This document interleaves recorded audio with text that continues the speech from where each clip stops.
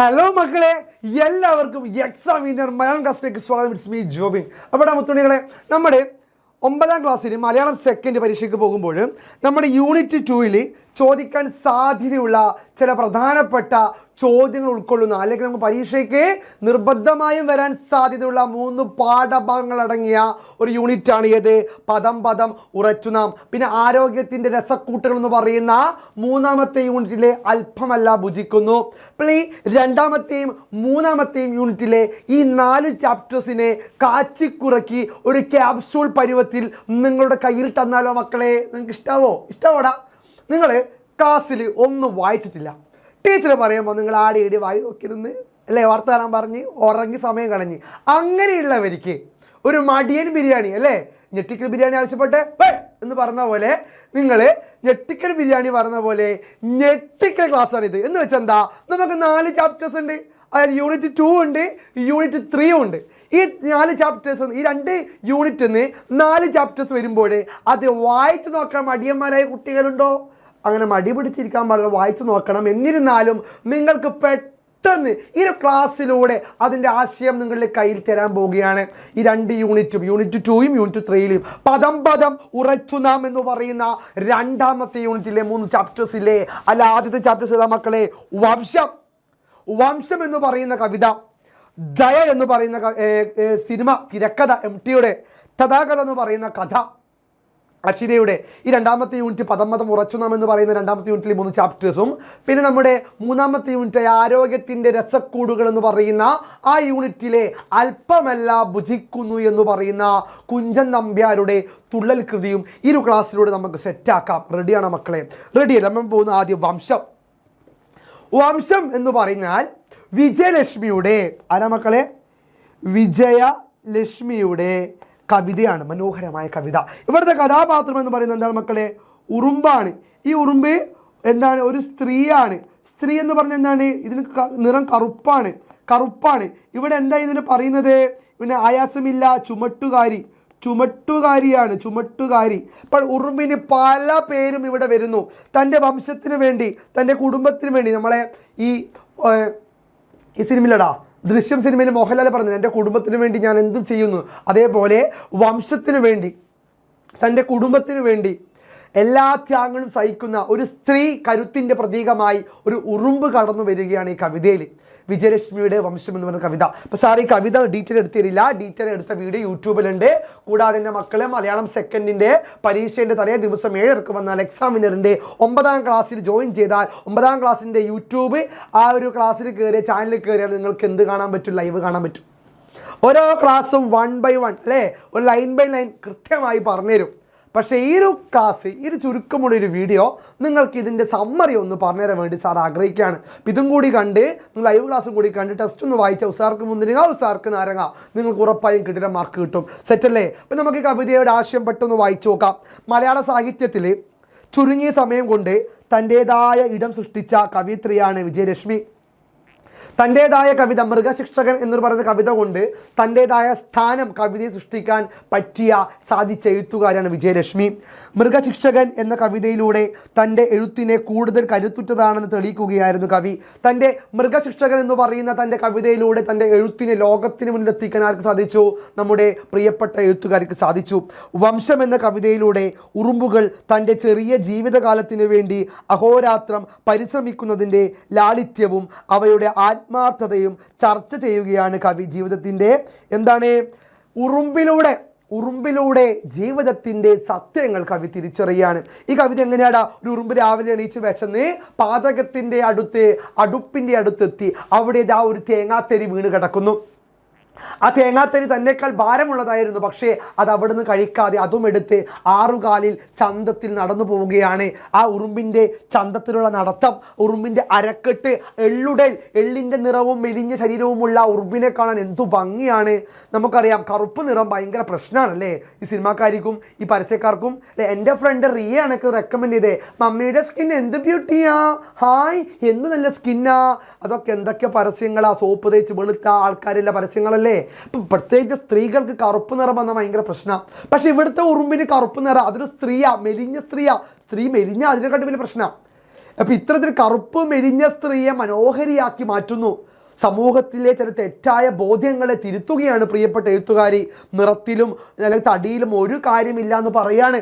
ഇത്തരത്തിൽ പുതിയ ചിന്തകൾ, നവോത്ഥാനപരമായ ചിന്തകൾ, മാറ്റങ്ങൾ കൊണ്ടുവരാൻ എഴുത്തുകാരിക്ക് സാധിക്കുന്നു വംശം എന്ന് പറയുന്ന കവിതയിലൂടെ. പ്രിയപ്പെട്ട മക്കളെ, ഇപ്പം നിങ്ങൾ ഈ കവിത പഠിക്കുമ്പോൾ ശ്രദ്ധിക്കേണ്ട പ്രധാനപ്പെട്ട കാര്യം എന്ന് പറയുന്നത് ഇതൊരു കവിത എന്നതിനപ്പുറം സമൂഹത്തിലേക്ക് നീളുന്ന ഒരു ചോദ്യചിഹ്നമാണ്. എന്തിന് സ്ത്രീ?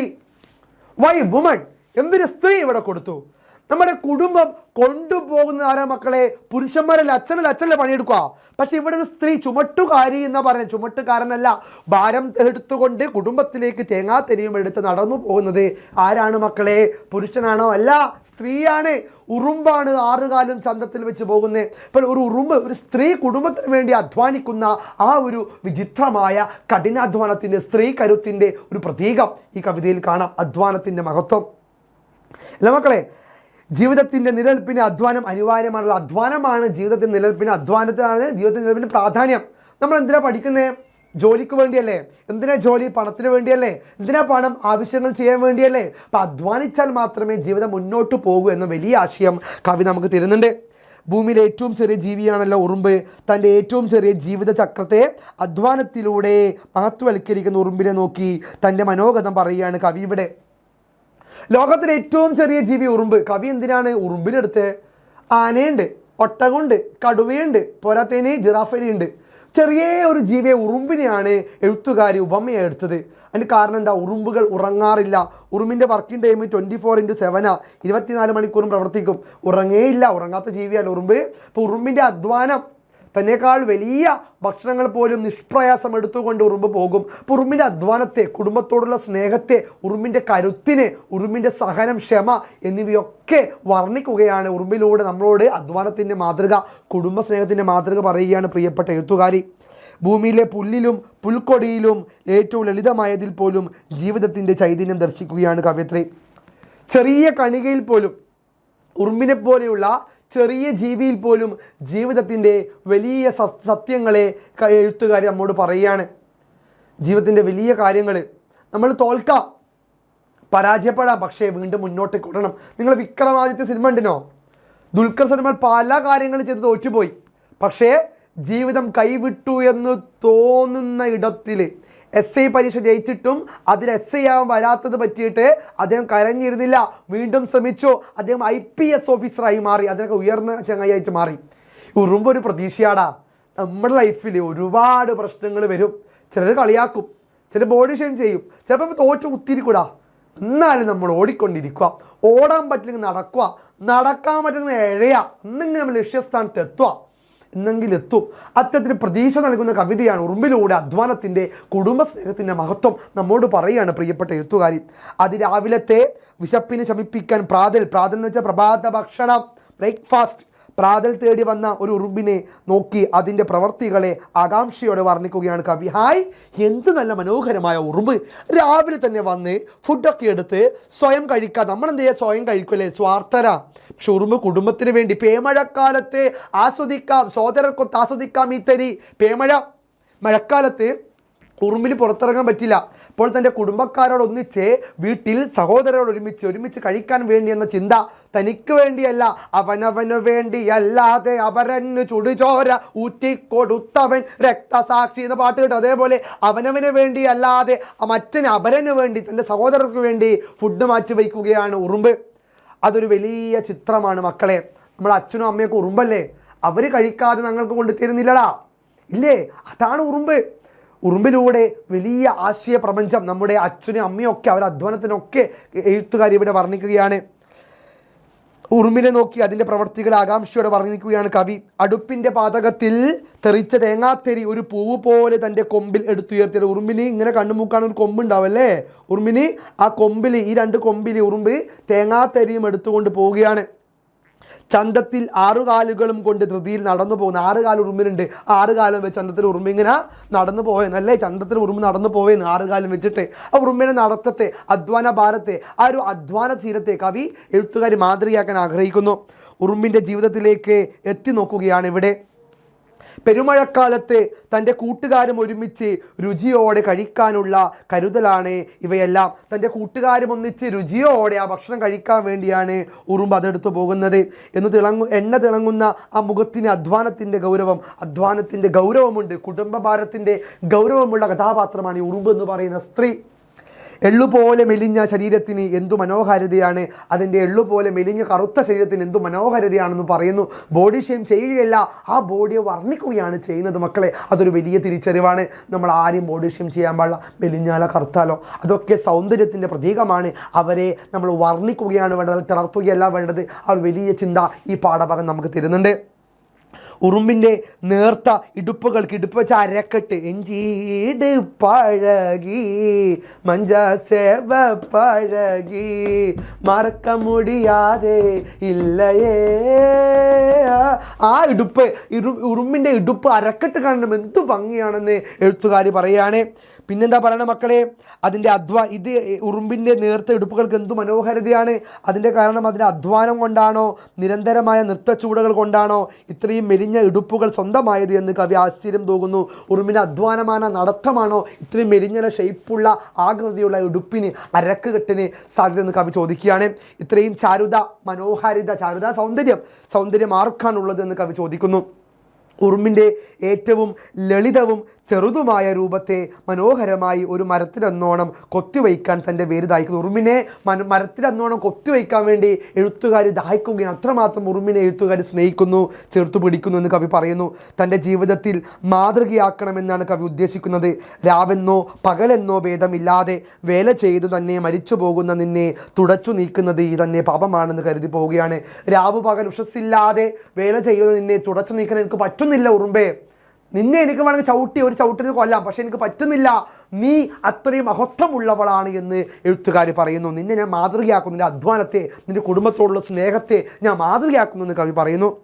കവി വീടും കടന്ന് തനിക്ക് പ്രതിബന്ധമായി നിന്ന് എല്ലാത്തിനെയും അതിജീവിച്ച് മുന്നേറിപ്പോകുന്ന തൻ്റെ ആയാസങ്ങളെല്ലാം ഒരു ആയാസമേ അല്ല എന്ന മട്ടിൽ മുന്നോട്ട് പോകുകയാണ് ആ പാവം ചുവട്ടുകാരി അല്ലേ. വെള്ളാരം കല്ല് കടന്ന് ജനൽ കടന്ന് ആ പൂവാങ്കുരുന്നില്ല കാട് ചുറ്റി തൻ്റെ വംശത്തിലേക്ക് ഉറുമ്പ് പോകുന്നു. തൻ്റെ തടസ്സങ്ങളെല്ലാം തന്നെ ഇല്ലാതാക്കിക്കൊണ്ട് തൻ്റെ ലക്ഷ്യസ്ഥാനത്തേക്ക് ഉറുമ്പ് പോവുകയാണ്. വെള്ളാരം കല്ല് ഇത്രയേ ഉള്ളൂ, പക്ഷേ ഉറുമ്പിന് അത് വലിയ മല പോലെയാ, ഹിമാലയ പർവ്വതം പോലെയാ. അതൊക്കെ സിമ്പിളായിട്ട് ഉറുമ്പ് കടന്നു.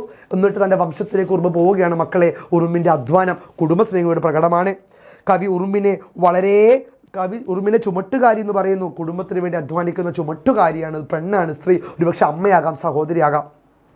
കവി ഉറുമ്പിനെ വളരെ സൂക്ഷ്മമായി ആവിഷ്കരിക്കുകയും അവതരിപ്പിക്കുകയും ചെയ്യുന്നതിലൂടെ ഏറ്റവും ചെറുതായതിൻ്റെ ജീവിതം എത്ര മനോഹരമാണെന്ന് കവിത മനസ്സിലാക്കുന്നു. അതുകൊണ്ട് തന്നെ ഈ ലോകത്തിൽ വെച്ച് ഏറ്റവും ചെറുതായതിന് പോലും അതിൻ്റെതായ സൗന്ദര്യമുണ്ട് എന്ന് കവിതയിലൂടെ പറയുകയാണ്, എഴുത്തുകാരി പറയുകയാണ്. അതുകൊണ്ട് ഉറുമ്പിലൂടെ ലോകത്തിലെ അധ്വാനത്തിൻ്റെ മഹത്വം, കുടുംബത്തോടുള്ള സ്നേഹം, നിസ്വാർത്ഥകരമായ ഈ ലോകത്തോടുള്ള നന്മയെല്ലാം വിളിച്ചു പറയുന്ന മനോഹരമായ വംശത്തോടുള്ള സ്നേഹത്തിൻ്റെ പ്രതിബദ്ധത വ്യക്തമാക്കുന്ന കവിതയാണ് ഏത് മക്കളെ വിജയലക്ഷ്മിയുടെ വംശം. സെറ്റല്ലേ? രണ്ടാമത്തെ ചാപ്റ്റർ ഇതാണ് ദയ. മഞ്ജു വാര്യർ അഭിനയിച്ച് 1998 വേണു സംവിധാനം ചെയ്ത് MT തിരക്കഥ എഴുതി വന്ന കേന്ദ്ര സർക്കാരിൻ്റെ അവാർഡുകൾ വാരിക്കൂട്ടിയ സിനിമയാണ് ദയ. പെൺകരുത്താണ് ഈ സിനിമയുടെ ഇതിവൃത്തം. മഞ്ജു വാര്യർ പെണ്ണായിരുന്നു. ആ പെണ്ണ് ആണിനെ പേടിച്ച് ആണിൻ്റെ വേഷം കെട്ടി ഒരു മന്ത്രിയായി മാറി തന്നെ ദ്രോഹിച്ചവരോടെല്ലാം പ്രതികാരം വീട്ടുന്നു. അറിവും ശക്തിയും കൊണ്ട് ഒരു രാജ്യത്തിൻ്റെ മന്ത്രിയായി മാറിയ ഒരു സ്ത്രീയുടെ കരുത്തിൻ്റെ കഥയാണ് ദയ, MTയുടെ തിരക്കഥ. ചിലപ്പോൾ ചോദ്യം വരും, MTയുടെ തിരക്കഥകൾ എന്തൊക്കെയാണ്? തിരക്കഥകൾ അതായത് സിനിമകളായ പുസ്തകങ്ങൾ എന്തൊക്കെയാണ്? ദയയുണ്ട്, 4 കെട്ട് പരിണയമായി മാറി അല്ല മക്കളെ. പഴശ്ശിരാജയുണ്ട്, MTയുടെ തിരക്കഥകൾ. പിന്നെയോ 2-ാം ഊഴം ഭീമനെ വെച്ചിട്ട് മോഹൻലാലിനെ വെച്ചിട്ട് ചെയ്യാൻ പോയി, സിനിമ ആയിട്ടില്ല, പക്ഷെ വരും. സതയമുണ്ട്, മോഹൻലാലിനെ ചെയ്ത സിനിമകൾ, MTയുടെ തിരക്കഥ. പിന്നെ ഇതൊക്കെയാണ് ഒരു വടക്കൻ വീരഗാഥയുണ്ട്, MTയുടെ തിരക്കഥയാണ്. ഒരുപാട് തിരക്കഥ MTയുടെ ആയിട്ടുണ്ട്. അതെൻ്റെ മക്കൾ പഠിച്ചു നോക്കണം, ആയിട്ട് 1 വേർഡ് ചോദ്യം വരാം. പിന്നെ സാഹിത്യകൃതികൾ സിനിമയായിട്ടുണ്ട്. ഏതൊക്കെയാണ് സാഹിത്യസിനിമയുടെ? ആടുജീവിതം ബെന്യാമിൻ്റെ സിനിമയായില്ലേ സാഹിത്യകൃതികൾ, പുസ്തകങ്ങൾ. പിന്നെ ഏതൊക്കെയാണ് പുസ്തകങ്ങൾ സിനിമയായിട്ട് മാറി? ബാല്യകാല സഖി ബഷീറിൻ്റെ സിനിമയായി. വിധേയൻ പുസ്തകമായിരുന്നു, അതെന്തായി? സിനിമയായി മാറി. ഇതിൽ ഒരുപാട് തകഴി അല്ലേ, ചെമ്മീൻ സിനിമയായി മാറിയില്ലേ? അതേപോലെ ഒരുപാട് നോവലുകൾ സിനിമയായി മാറി. അതും എൻ്റെ മക്കൾ പഠിച്ചു നോക്കണം, 1 മാർക്കിൻ്റെ ചോദ്യം വരും. ഇപ്പം എന്താണ് ദയ എന്ന് പറയുന്ന സിനിമയുടെ ഇതിവൃത്തം? പെട്ടെന്ന് വായിച്ചു പോകാം. MT വാസുദേവൻ നായർ രചിച്ച് വേണു സംവിധാനം ചെയ്ത് മഞ്ജു വാര്യർ ടൈറ്റിൽ റോൾ അഭിനയിച്ച 1998 മലയാളം ഭാഷാ ചിത്രമാണ് ദയ. 1998 പുറത്തിറങ്ങിയ സിനിമയാണ് മക്കളേത്? ദയ. വേണു സംവിധാനം ചെയ്ത് നമ്മുടെ MT തിരക്കഥ എഴുതിയ സിനിമ, കേന്ദ്ര സംസ്ഥാന സർക്കാരിൻ്റെ അവാർഡുകൾ വാരിക്കൂട്ടിയ സിനിമ, മഞ്ജു വാര്യർ കേന്ദ്ര കഥാപാത്രമായി അഭിനയിച്ച സ്ത്രീ കരുത്തിൻ്റെ സിനിമ. അന്ന് ഈ സ്ത്രീകൾക്ക് ഒരു കരുത്തുണ്ടായിരുന്നില്ല. ആ കാലത്ത് സ്ത്രീകൾ വീട്ടിന് പുറത്തു പോലും ഇറങ്ങാൻ പറ്റിയിരുന്നില്ല. പക്ഷേ ആ കാലത്തിലാണ് MT സിനിമ എഴുതി തരംഗം സൃഷ്ടിച്ചത്. മിഡിൽ ഈസ്റ്റേൺ നാടോടി കഥകളിലെ 1001 രാവുകളിൽ നിന്നുള്ള സുമുഹുദ്ദീൻ്റെ കഥയുടെ അയഞ്ഞ അനുകരണമാണ് ചിത്രം. ഇതിവൃത്തം കുറച്ച് വ്യത്യസ്തമാണെങ്കിലും വിശാൽ ഭരദ്വാജനാണ് ചിത്രം സംഗീതം നൽകിയിരിക്കുന്നത്. വിശാൽ ഭരദ്വാജാണ് മ്യൂസിക് ഡയറക്ടർ എന്ന് പറയുന്നത്. അത് ഇമ്പോർട്ടൻ്റ് ആണ്, പഠിച്ചു വെച്ചാൽ മതി. ഓക്കെ. ഛായാഗ്രഹകൻ എന്ന് പറഞ്ഞാൽ ക്യാമറമാൻ വേണുവിൻ്റെ ആദ്യ സംവിധാനം. അപ്പോൾ ക്യാമറമാനായ വേണുവിൻ്റെ ആദ്യ സംവിധാനമാണ് ദയ. ഇത് ദേശീയ ചലച്ചിത്ര അവാർഡുകളിലും കേരള സംസ്ഥാന അവാർഡുകളിലും മികച്ച നവാഗത പുതിയ സംവിധായകനുള്ള അവാർഡുകൾ നേടി മലയാള സാഹിത്യത്തിൽ ഇടം പിടിച്ച സിനിമയാണ് ഏത്? ദയ. MTയുടെ തിരക്കഥ. MTയുടെ കൃതികളെല്ലാം തന്നെ വളരെ മനോഹരമായ കൃതികളാണ് കേട്ടോ. മലയാളികളുടെ ഹൃദയത്തിൽ തൊട്ട കഥാപാത്രങ്ങൾ സൃഷ്ടിക്കാൻ MTക്ക് കഴിഞ്ഞിട്ടുണ്ട്. മലയാളികളുടെ ഹൃദയത്തിൽ സൃഷ്ടിച്ച കഥാപാത്രങ്ങൾ, സദയത്തിലെ മോഹൻലാലിൻ്റെ അഭിനയം, അമ്മ എന്താ അഭിനയം അറിയോ? വടക്കൻ വീരഗാഥയിലെ മമ്മൂട്ടി, ചന്തു അല്ലേ, ചന്തുവിൻ്റെ അഭിനയം. ചന്തുവിനെ തോൽപ്പിക്കാനാവില്ല മക്കളെ എന്ന് മമ്മൂട്ടി പറയുന്നുണ്ട്. അതിലെ അഭിനയം. പഴശ്ശിരാജ അല്ലേ, ആരിവിടെ കൂരിരുളിൻ മടകൾ തീർത്തു, ആരിവിടെ തേൻ കടന്നൽ കൂടു തകർത്തു, ആരിവിടെ ചുരങ്ങൾ താണ്ടി ചൂളമടിച്ചു. ആ പാട്ടിലെ പഴശ്ശിരാജില്ലേ, അതൊക്കെ ആരെ സിനിമ മക്കളെ? MTയുടെ തിരക്കഥയാ. ഇപ്പം MT മലയാള സാഹിത്യം അത്രമാത്രം പവർഫുള്ളായ സിനിമകൾ തിരക്കഥ എഴുതിയ ഒരു സംവിധായകനും തിരക്കഥാകൃത്തും നോവലിസ്റ്റും കഥാകൃത്തും എല്ലാം കൊണ്ടും സമ്പന്നനായ ഒരു മലയാള ഭാഷ പണ്ഡിതനായിരുന്നു MT എന്ന് പറയാം. അദ്ദേഹത്തിൻ്റെ മനോഹരമായ സ്ത്രീ കരുത്ത് വ്യാഖ്യാനിക്കുന്ന സിനിമയാണ് ദയ. ഓരോ കൃതികളും കഥകളും ഒറ്റ വായനയിൽ തന്നെ മനസ്സിൽ പതിയുകയും കാലങ്ങളോളം മനസ്സിൽ ജീവിക്കുകയും ചെയ്യും. അത്തരത്തിൽ ഒരു കഥയാണ് ദയ. സാഹിത്യ രൂപങ്ങളിൽ നിന്നും സിനിമകളിലേക്ക് കൃതികൾ സ്വീകരിക്കാറുണ്ട്.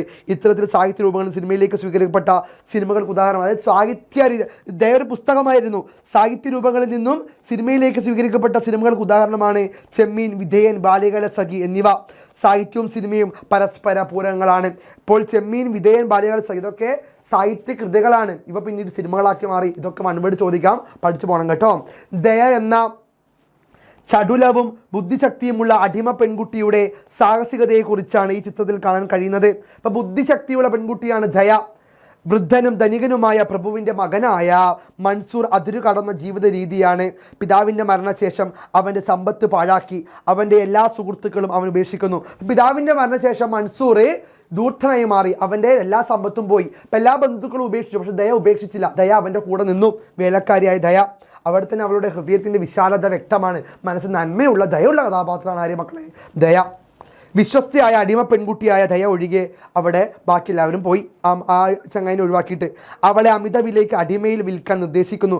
ദയ പറയാ, എന്നെ അടിമച്ചന്തയിൽ വിൽക്കൂ, ആ കിട്ടുന്ന പൈസ കൊണ്ട് നീ ബിസിനസ് തുടങ്ങിക്കോ പറഞ്ഞു. അങ്ങനെ ദയ അടിമച്ചന്തയിൽ കൊണ്ടുവെക്കാൻ പോയിട്ടോ.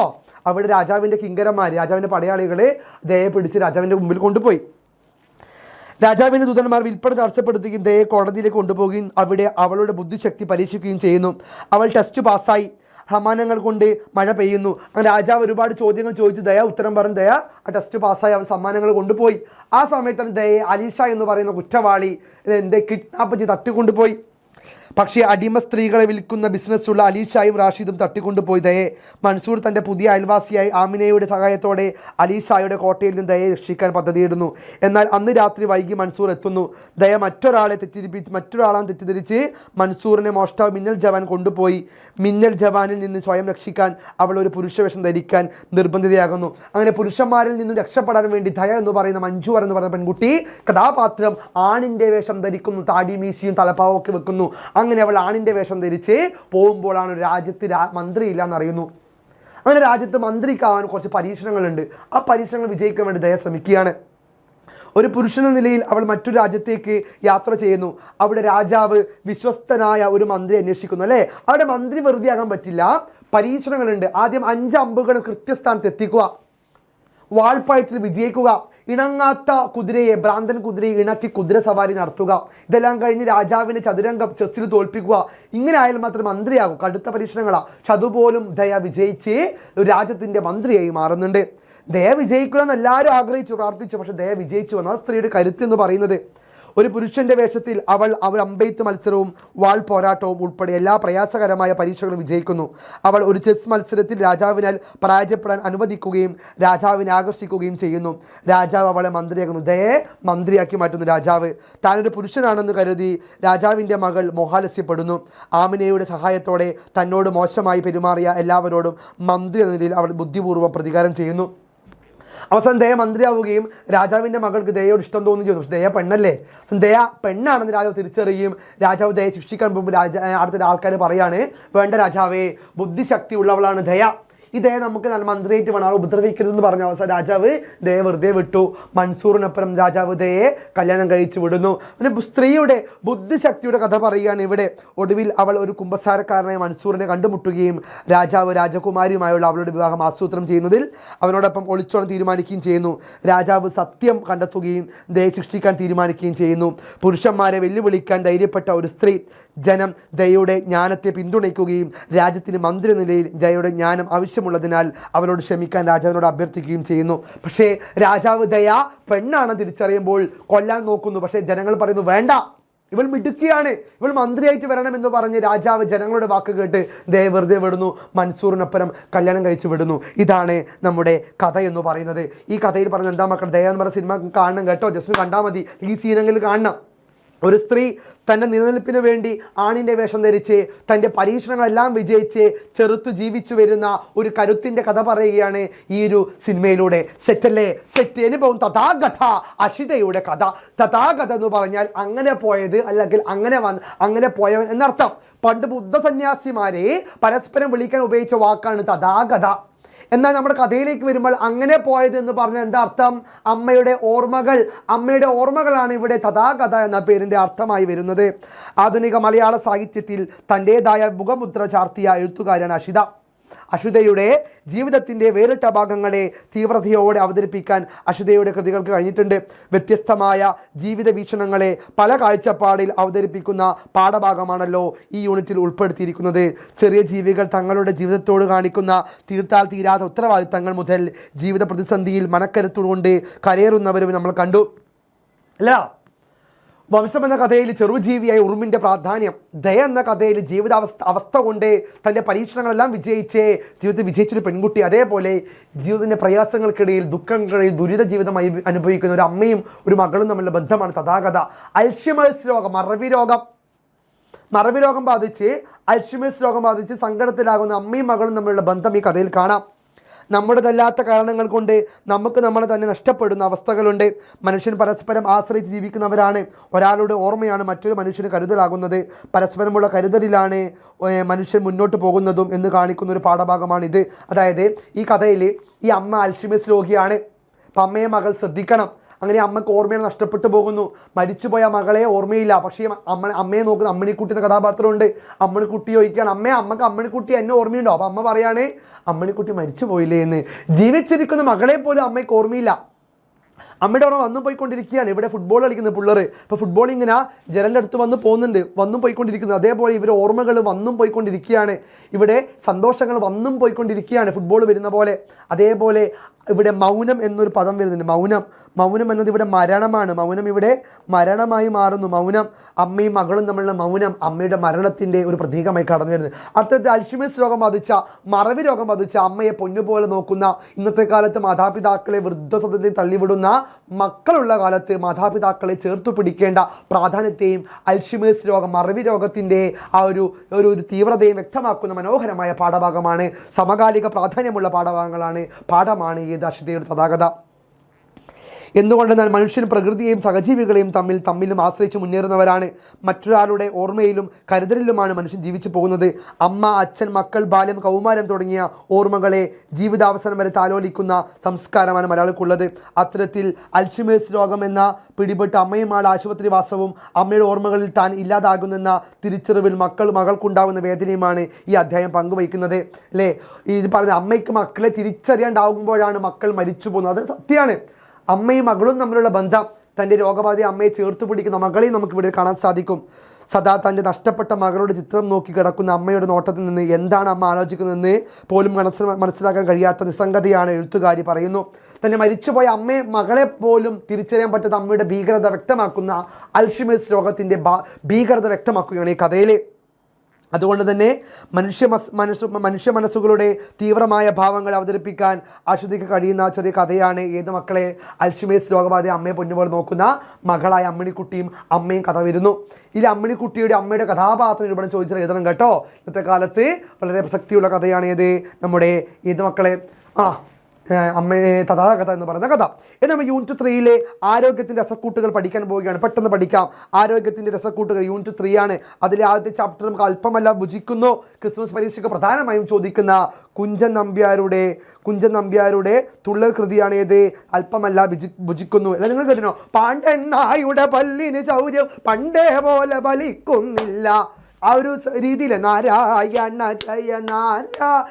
ജയ ഈ രീതിയിലാണ് തുള്ളൽ കാവ്യം. കുഞ്ചൻ നമ്പ്യാർ ഓട്ടം തുള്ളൽ, പറയാൻ തുള്ളൽ, സീതങ്ങൻ തുള്ളൽ, ഇത്തരം തുള്ളൽ കൃതികൾക്ക് ഉപജ്ഞാതാവാണ് കുഞ്ചൻ നമ്പ്യാർ. ഇതിലെ അദ്ദേഹം സമൂഹത്തിലെ ഭക്ഷണപ്രാന്തന്മാരോട് ആർത്തിമൂത്ത മലയാളികളോട് പറയുന്ന കവിതയാണ് ഏത്, അല്പമല്ല ഭുജിക്കുന്നു. അല്പമല്ല, കുറച്ചല്ല ഭുജിക്കുന്നു, കഴിക്കുക.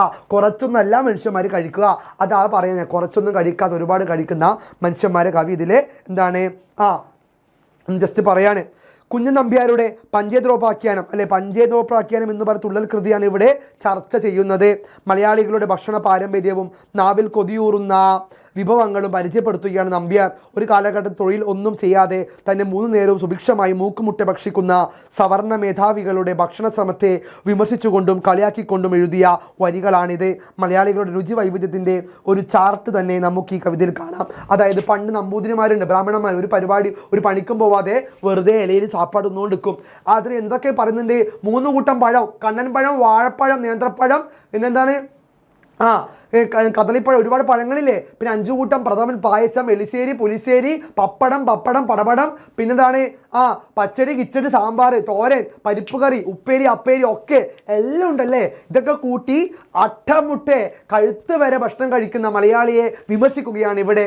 ഇന്ന് 11 മണിക്ക് നമുക്ക് കിടന്ന് ഉറങ്ങേണ്ട സമയമാണ്. ഈ സമയം പുറത്തു പോയിട്ട് മന്തി, കബാബ്, കബ്സ അല്ലേ, പൊറോട്ടയും ബട്ടർ നാനും ബട്ടർ ചിക്കനും, പിന്നെന്താണ് പെപ്പർ ചിക്കൻ, ഷവർമ, മന്തി, പെരി മന്തി, അൽഫാം, ചിക്കൻ പൊള്ളിച്ച്, ഒരുപാട് ഭക്ഷണരീതി മാറി. എത്ര കഴിച്ചാലും മലയാളിക്ക് തികയില്ല. അപ്പോൾ പണ്ടും അങ്ങനെ തന്നെയാണ്. അട്ടമുട്ട് കഴുത്തു വരെ നിറഞ്ഞ് ഭക്ഷണം കഴിക്കുന്ന മലയാളിയുടെ ഭക്ഷണത്തോടുള്ള ആർത്തിയെ വിമർശിച്ച് കളിയാക്കി എഴുതിയ കുഞ്ചൻ നമ്പ്യാരുടെ കവിതയാണ് ഏത്, നമ്മുടെ അല്പമല്ല ഭുജിക്കുന്നു. ഇവിടെ ഒരു നമ്പൂതിരി കല്യാണത്തിന് പോവുകയും ആ നമ്പൂതിരിമാരുടെ ആ ഒരു സവർണ മേധാവികളുടെ കല്യാണത്തിന് മൂക്കുമുട്ടെ തിന്നുന്നു അല്ലേ. പപ്പടം, ചോറെന്ന് വിളിച്ചു പറയാണ്. നമ്മുടെ കല്യാണ സിനിമയിലേ, ചേട്ടൻ ലേശം ചോറ് വേണ്ട, ചേട്ടൻ കുറച്ചുകൂടി ചോറ്, തന്നോടല്ലേ വേണ്ടെന്ന് പറഞ്ഞ് തൈരും കൂട്ടി കഴിക്കാൻ, തന്നോടല്ലേ വേണ്ട പറഞ്ഞേ. എന്നിട്ട് പറയും ചേട്ടൻ ലേശം ചോറ് തന്നെ, തൈരും കൂട്ടി കഴിക്കാം. എപ്പോൾ ഇന്നസെന്റ് ചൂടാവും അല്ലേ, ഞാൻ പോനിക്കര എന്ന് പറഞ്ഞിട്ട് എപ്പോഴും എനിക്കെന്നെ കുഞ്ഞിക്കാൻ പറ്റുള്ളൂ, ഞാൻ പഴയ പോനിക്കര എന്ന് പറയും അല്ലേ. അതേപോലെ എത്ര കിട്ടിയാലും വയറും വാടക എടുത്ത് വരുന്ന ആൾക്കാരെ കവിതയിൽ കവി വിമർശിക്കുകയാണ്. മലയാളികളുടെ ഭക്ഷണ പാരമ്പര്യത്തിൻ്റെയും രുചി വൈവിധ്യത്തിൻ്റെയും പട്ടികയാണ് കുഞ്ചൻ നമ്പ്യാരുടെ പഞ്ചേന്ദ്രോപാഖ്യാൻ തുള്ളൽ കൃതി. ഹാസ്യത്തിൻ്റെയും വിമർശനത്തിൻ്റെയും തലങ്ങൾ വേണ്ടുവോളം ഉണ്ടെങ്കിലും കേരളത്തിലെ രുചിക്കൂട്ടുകളുടെ കലവറ തന്നെയാണ് ഈ പാഠഭാഗം ചർച്ച ചെയ്യുന്നത്. അപ്പോൾ കേരളത്തിൻ്റെ രുചിക്കൂട്ടുകൾ അല്ലേ. ഇപ്പം ചോദ്യം വരാം, ചില സിനിമ പാട്ട് ചോദിക്കും, താനാദിന്ത ചെമ്മാവിൻ പുന്നല്ലിൻ ചോറോ. ഈ സിനിമ പാട്ട് ചോദിച്ചിട്ട് ഈ ഭക്ഷണമായിട്ട് ബന്ധപ്പെട്ട സിനിമാ പാട്ട് കണ്ടെത്തിയതാൻ ചോദ്യം വരും അല്ലേ. പിന്നെ അയല വറുത്തതുണ്ട്, കരിമീൻ പൊരിച്ചതുണ്ട്, കുടംപുളിയിട്ട് വച്ച നല്ല ചെമ്മീൻ കറിയുമുണ്ട്. ഇങ്ങനത്തെ പാട്ടുകൾ കണ്ടെത്തി ഇത് എഴുതാൻ ചോദ്യം വരും. അപ്പോൾ ഇങ്ങനത്തെ ഭക്ഷണവുമായി ബന്ധപ്പെട്ട കവിതകൾ പാട്ടുകൾ കണ്ടെത്തി പോകണം കേട്ടോ. പിന്നെ മലയാളികളുടെ മാറി വരുന്ന ഭക്ഷണ സംസ്കാരം എന്ന വിഷയത്തിൽ ഉപന്യാസം ചോദിക്കാനും സാധ്യതയുണ്ടാകും. മലയാളികളോടും സമ്പന്നമായ രുചിയിടങ്ങൾ മറ്റെങ്ങുമില്ല എന്ന് തന്നെ പറയാം. പപ്പടവും പഴവും പായസവും നെയ്യും പരിപ്പും തുമ്പപ്പൂ ചോറും മലയാളികളുടെ മനസ്സും ഹൃദയവും നാവും വയറും ഒരുപോലെ നിറയ്ക്കുന്നതാണ്. മലയാളികളുടെ രുചികൾ തേടി നാടുകടന്നും കടല് കടന്നും ആൾക്കാർ വരുന്നതും നമുക്കറിയാം. കാലങ്ങൾക്കനുസരിച്ച് രുചിഭേദങ്ങൾക്ക് മാറ്റം വരുന്നുണ്ടെങ്കിലും പാരമ്പര്യ തനിമയുള്ള രുചിക്കൂട്ടുകൾ തന്നെയാണ് ഇന്നും മലയാളി രുചികളെ വേറിട്ടതാക്കുന്നത്. കുഞ്ചൻ നമ്പ്യാർ തൻ്റെ കൃതികളെല്ലാം സാമൂഹിക വിമർശനത്തിന്റെ തലം വളരെ രസകരമായും സരസമായും അവതരിപ്പിക്കുക പതിവാണ്. അപ്പോൾ സാമൂഹിക വിമർശനമാണ്. എത്ര കൃത്യാലും മതിവരാത്ത മനുഷ്യരെ ഈ കവിതയിൽ കുഞ്ചൻ നമ്പ്യാർ വിമർശിക്കുന്നു. ഒരു തമാശ രൂപത്തിലാട്ടോ ചീത്ത പറയാൻ, തമാശയിൽ മലയാളികളുടെ ആർത്തി. ചോറ് ചോറ് ചോറ് അല്ലേ അല്ലേ, ചോറ് ചോറ്. ഞാൻ ചോറ് കഴിക്കാറില്ല, ഞാൻ ചപ്പാത്തി കഴിക്കാറില്ല, ചോറാണ് കഴിക്കാറുള്ളത് എന്ന് അരിസ്റ്റോച്ചങ്ങ് പറയുന്നില്ല പഞ്ചാബി ഹൗസ്. അതേപോലെ എത്ര കിട്ടിയാലും വയറ് നിറയാത്ത മലയാളികളുടെ ആർത്തിമൂത്ത ഭക്ഷണ സംസ്കാരത്തെ ഈ കവിതയിലൂടെ കവി കുഞ്ചൻ നമ്പ്യാർ വിമർശിക്കുകയാണ്. ഒരു നേരം പോലും ഭക്ഷണം കഴിക്കാൻ പറ്റാത്ത ആൾക്കാരുടെ ജീവിതമാണ്, നാടാണ്. ആ സമയം നമ്മൾ എത്ര ഫുഡാണ് വേസ്റ്റ് ആക്കുന്നത്. ബൊഫേലൊക്കെ പോയാൽ ചിക്കനൊക്കെ ഒരുപാട് എടുക്കും, പക്ഷെ കഴിക്കൂല, ഇത് കളയാ. ഓരോ ഭക്ഷണത്തിനും ഓരോ കഴിക്കേണ്ട ആളെ പേര് എഴുതി വെച്ചിട്ടുണ്ട്. നമ്മൾ പാഴാക്കാൻ പാടില്ല, നമുക്ക് ആവശ്യമുള്ള മാത്രം കഴിക്കുക. അതിന് ഭക്ഷണത്തിൻ്റെ പ്രാധാന്യവും മലയാളിയുടെ ആർത്തിയും ഒക്കെ വ്യക്തമാക്കുന്ന മനോഹരമായ കവിതയാണ് ഇത് മക്കളെ. അല്പമല്ല ഭുജിക്കുന്നു. ഇപ്പം സെറ്റല്ല മക്കളെ. ഇപ്പം നമ്മുടെ ഈ 4 ചാപ്റ്റേഴ്സും പഠിച്ചു. വംശം, ദയ, തഥാകഥ, അല്പമല്ല ഭുജിക്കുന്നു. ഇപ്പോൾ യൂണിറ്റ് 2ഉം യൂണിറ്റ് 3 നമ്മൾ സെറ്റാക്കി. ഇപ്പം എല്ലാവരും അടിപൊളിയായിട്ട് പഠിക്കുക. ഇനി നമ്മുടെ ക്രിസ്മസ് പരീക്ഷയ്ക്ക് മലയാളം സെക്കൻഡ് പരീക്ഷ ഉണ്ടാകുമ്പോൾ ഓടി എക്സാമിനറിൻ്റെ ക്ലാസ്സിലേക്ക് വരണം. മലയാളം എക്സാം നാളെയാണെങ്കിൽ തലേ ദിവസം ഉണ്ടാവും. എക്സാമിനർ 9ാം ക്ലാസ്സിൻ്റെ ലൈവിൽ ജോബിൻ സാറും ഷാജി സാറും ഉണ്ടാവും. അത് നമുക്ക് എല്ലാ ചാപ്റ്റേഴ്സും ലൈൻ ബൈ ലൈൻ പഠിച്ച് എക്സാമിന് ചോദിക്കാൻ സാധ്യതയുള്ള ക്വസ്റ്റ്യൻസ് പഠിച്ച് സെറ്റാക്കി മലയാളം സെക്കൻഡ് എക്സാം എഴുതാം. അപ്പോൾ എല്ലാവരും അടിപൊളിയായിട്ട് ഉസാർക്ക് മുന്തിരിങ്ങ ഉസാർക്ക് നാരങ്ങ അടിപൊളിയായിട്ട് പഠിക്കുക. It's me Jobin from examiner. By.